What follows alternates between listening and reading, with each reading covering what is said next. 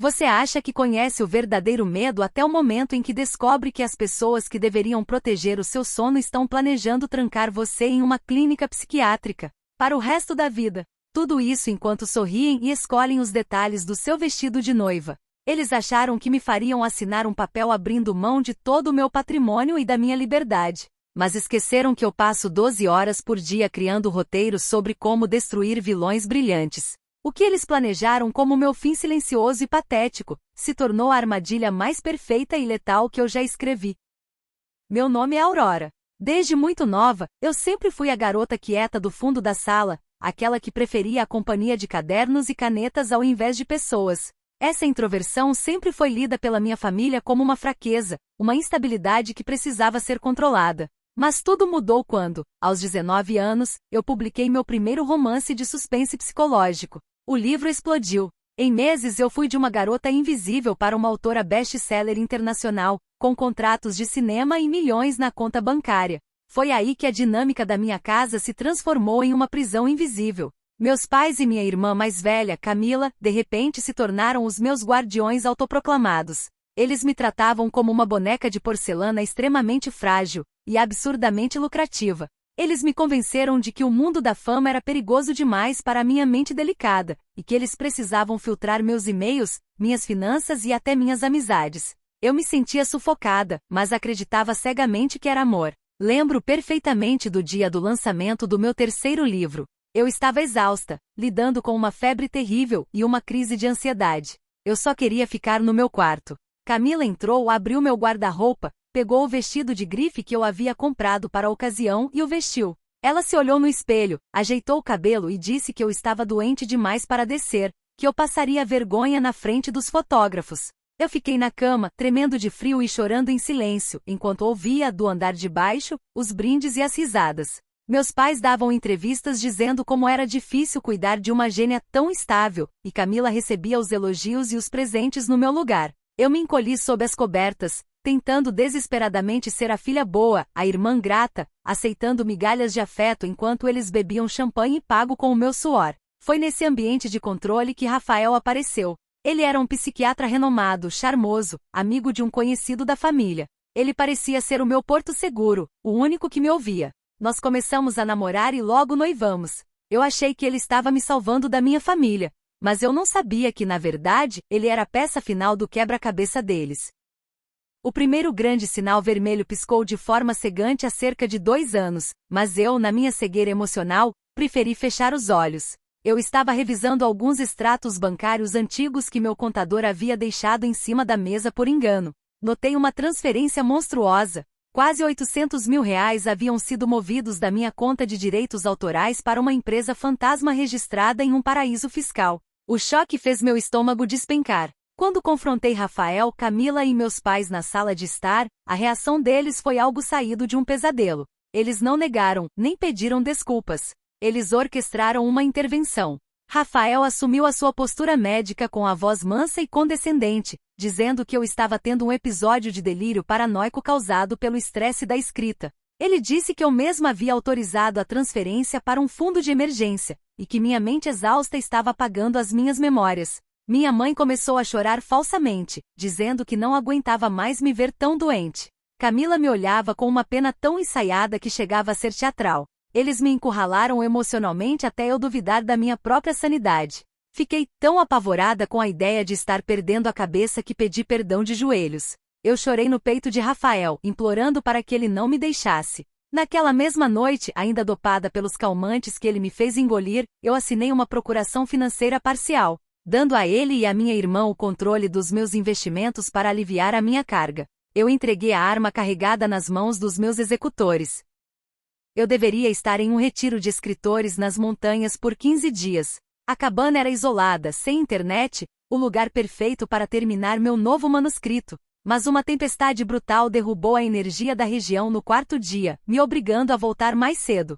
Dirigi por 4 horas debaixo de um temporal, sonhando em chegar no meu apartamento, tomar um banho quente e ser abraçada pelo meu noivo. Quando abri a porta da frente, o silêncio do apartamento luxuoso foi quebrado por um murmúrio vindo do escritório de Rafael no fim do corredor. A porta estava entreaberta. Tirei meus sapatos molhados para não fazer barulho e caminhei lentamente pelo piso de madeira, sentindo um frio estranho subir pela espinha. O cheiro de charuto caro e uísque invadia o ar. Parei na fresta da porta e congelei. Lá dentro estavam Rafael, minha irmã Camila e um homem de terno que eu reconheci como o advogado da família. Eles estavam brindando. Eu prendi a respiração quando a voz do meu noivo ecoou fria e calculista. Quando o juiz assinar os papéis da interdição na quinta-feira, a Aurora será internada na clínica Green Pines por tempo indeterminado. Os laudos psiquiátricos que eu preparei atestam uma esquizofrenia paranoide severa e irrecuperável. Os documentos estão impecáveis. O sangue fugiu do meu rosto. Minhas pernas ficaram moles. Tive que me apoiar na parede para não desabar. Camila deu uma risada alta, um som cortante e perverso. Finalmente! Ela disse, dando um gole no uísque. Eu não aguentava mais fingir que me importo com aquela lunática patética. Como tutores legais, o patrimônio inteiro dela passa para as nossas mãos. Ela pode apodrecer em um quarto acolchoado escrevendo as historinhas dela nas paredes, enquanto nós vivemos a vida que eu sempre mereci ter. Um trovão estourou lá fora, e eu dei um passo para trás em choque, esbarrando em um vaso de porcelana que caiu e se espatifou no chão com um estrondo ensurdecedor. O silêncio no escritório foi imediato. A porta se abriu com violência. Rafael e Camila pararam no corredor, olhando para mim. Eu estava encharcada da chuva, pálida como um fantasma, tremendo da cabeça aos pés. Eu esperava que eles tentassem mentir, que tentassem inventar uma desculpa. Mas o que aconteceu a seguir foi muito pior. A máscara de Rafael derreteu. Os olhos do homem que dizia me amar ficaram escuros, mortos e cheios de nojo. Ele ajeitou os punhos da camisa com uma tranquilidade perturbadora. Ah, Aurora! Ele suspirou, balançando a cabeça. Pobre e louca Aurora. Esqueceu de tomar seus remédios de novo? Você está tendo alucinações, querida. Ninguém no mundo inteiro vai acreditar em uma única palavra que sair dessa sua boca doente. Camila deu um passo à frente. O rosto bonito da minha irmã estava contorcido em uma expressão de puro ódio. Ela agarrou meu queixo com uma força brutal, cravando as unhas na minha pele, me forçando a olhar nos olhos dela. Você nunca foi nada além de um caixa eletrônico defeituoso para nós, sua aberração. Ela sussurrou, cuspindo as palavras no meu rosto. Amanhã a ambulância vem te buscar. Você vai sumir em uma maca, babando de tanto sedativo, e nós vamos ficar com tudo. Tente gritar, tente fugir. Isso só vai provar para o juiz o quão insana você realmente é. Eles me largaram ali, no chão frio do corredor, no meio dos cacos de vidro, certos de que haviam vencido. Certos de que eu era apenas uma vítima frágil e indefesa no jogo deles. Mas enquanto a porta do meu próprio quarto era trancada por fora, me deixando prisioneira na minha própria casa, o desespero e o pânico deram lugar a algo muito mais sombrio. Uma frieza cortante tomou conta do meu corpo. Eles esqueceram com quem estavam lidando. Eles esqueceram que eu sou a arquiteta dos finais mais cruéis que existem, e eu faria com que cada um deles implorasse pelo próprio fim.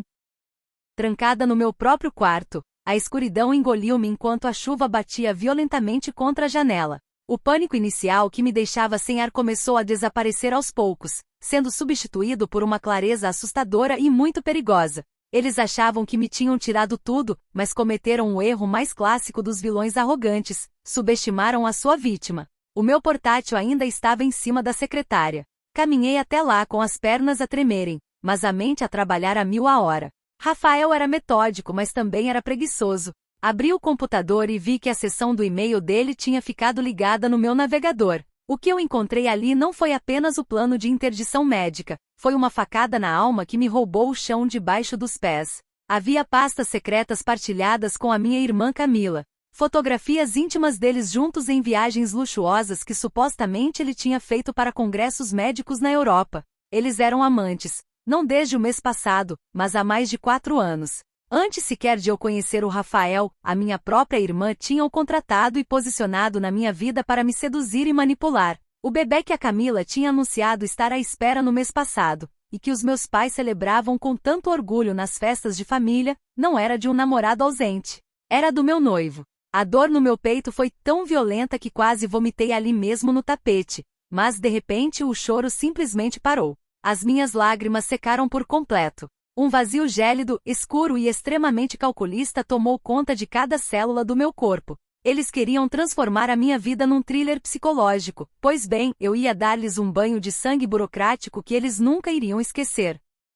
A madrugada foi longa e impiedosa. Com a precisão de um cirurgião a remover um tumor, comecei a desmantelar toda a minha vida. Liguei de imediato para o meu advogado de segurança, um tubarão implacável em Londres, que a minha família nem sonhava que existia e que geria os meus contratos de cinema. Em menos de 3 horas, durante a calada da noite, todo o meu patrimônio, os meus direitos de autor milionários e os meus fundos de investimento foram transferidos para um fundo fiduciário intocável no exterior, protegido por leis internacionais que nenhuma procuração falsa conseguiria penetrar. Depois compilei meticulosamente cada e-mail, cada laudo médico forjado por Rafael e as provas claras do desvio de dinheiro que eles fizeram. Programei o envio de tudo para a Ordem dos Médicos, para a Polícia Judiciária e para os 3 maiores jornais do país. Quando o sol surgiu, cinzento e frio, eu fiz uma pequena mala em absoluto silêncio. Como o apartamento ficava no primeiro andar, desci pela escada de incêndio, escapando pelas traseiras.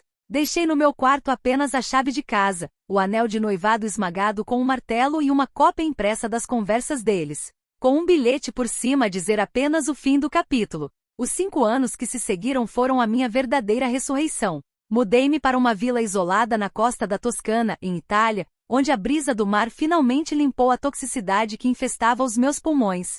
Lancei o meu novo romance, incrivelmente baseado numa família de sociopatas que tentam destruir uma escritora. O livro quebrou todos os recordes globais de vendas, enquanto eu construía uma paz inabalável, a beber vinho e a sorrir, bem longe daqueles parasitas.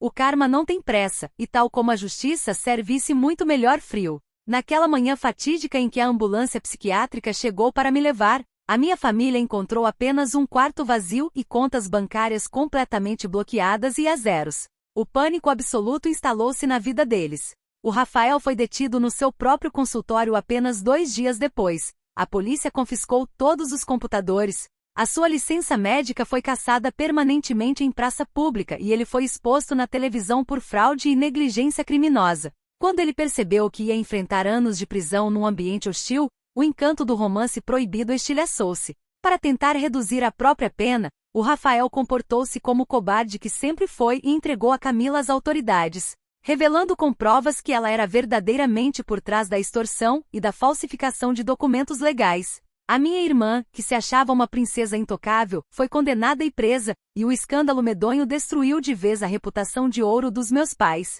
Sem o meu dinheiro para bancar a vida de luxo, eles não conseguiram pagar os empréstimos absurdos que tinham contraído com agiotas, perderam a mansão, os carros importados e até os móveis. Acabaram a viver num anexo minúsculo, a cheirar a mofo, abandonados por todos os amigos da alta sociedade, a culparem-se mutuamente todos os santos dias.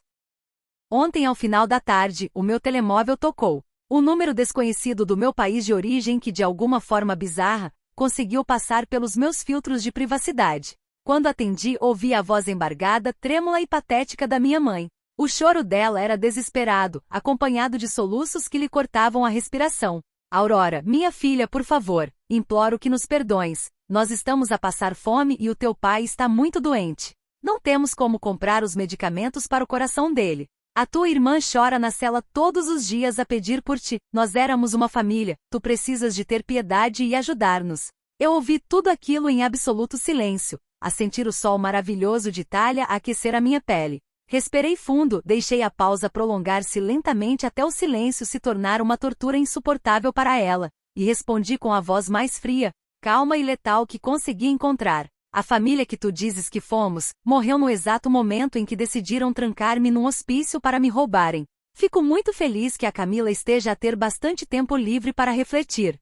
Afinal de contas, toda a gente precisa de um retiro silencioso num quarto apertado de vez em quando. Boa sorte a tentarem sobreviver no mundo real. Desliguei a chamada sem hesitar e bloqueei o número imediatamente. Olhei para o mar azul imenso à minha frente, com o vento a afagar-me os cabelos, e dei um sorriso genuíno. Cortar a própria carne dói absurdamente no início, mas é o único caminho possível quando essa carne está podre e ameaça matar-te. E vocês, o que fariam se descobrissem que as pessoas que mais amam planearam destruir a vossa vida por dinheiro? Acham que a minha vingança foi implacável demais ou eles tiveram exatamente o castigo que mereciam? Deixem o vosso like se gostaram desta reviravolta maravilhosa. Inscrevam-se no canal para não perderem mais relatos chocantes como este e comentem aqui embaixo qual foi o momento que mais vos arrepiou. O vosso apoio é fundamental para o canal crescer. Muito obrigada!